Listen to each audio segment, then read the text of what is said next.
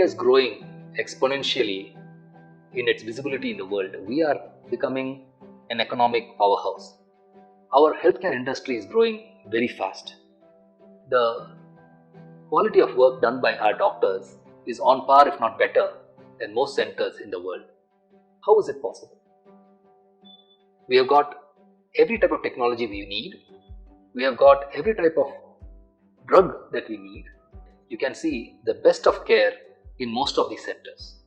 In India, every year there are 2 lakh children, 200,000 children being born with heart disease. Out of them, 95% can be given a very good quality of life and become productive members of the society. What is the percentage of children who reach the hospital for treatment? It's less than 5%.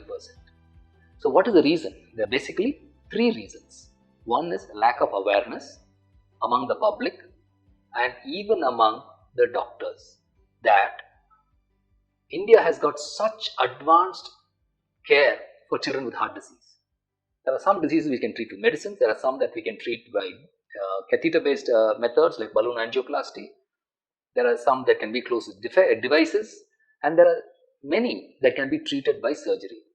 To increase the number from 5% to 50% would be a great achievement. So this brings us to the question why we should operate on these children. So every child is precious. The speed at which Indian population is growing is dropping very fast, and that is because of education, especially female education. Women, when educated, have fewer children, and the number of children born to per woman is dropping very fast in the country. The southern 4-5 states, their birth rate has dropped below replacement level, which means their populations will stop growing very soon. So every child is precious. The developmental index, one of the most important is South India has got a very good infant mortality rate, and if you need to bring it any further down, we need to address the children with heart disease, the children born with other congenital defects. So these children can be easily identified by the local doctors and pediatricians if only they are aware that we are able to cure most of them. So if the word spreads out like digital media, it has penetrated virtually every village in the country.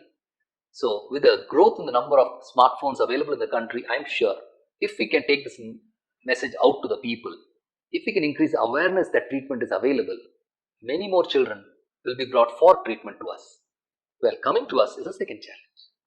Travel in India is long distances because it's only 20 out of 35 states and union territories that have treatment for congenital heart disease. But that's still a very good number. We've got over 2,000 cardiac surgeons in the country, out of which 75 are very well trained in pediatric cardiac surgery.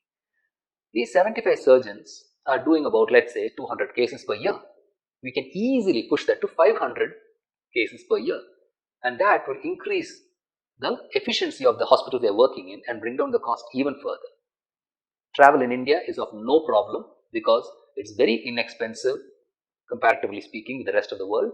Flights connect every state in the country, and every state has got at least one, sometimes even 5-6 airports. Trains crisscross the country, and India has got one of the biggest rail networks. Buses tickets are very cheap, so travel all over the country is not an issue, and that we can take it out of the equation. Coming to the third and most important challenge is finance. Because most of our patients pay for these surgeries from their pocket. It does sound expensive, but to put it in perspective, when I started my profession in the year 2000, an open heart surgery cost about 100,000 rupees. Now, it is approximately still the same.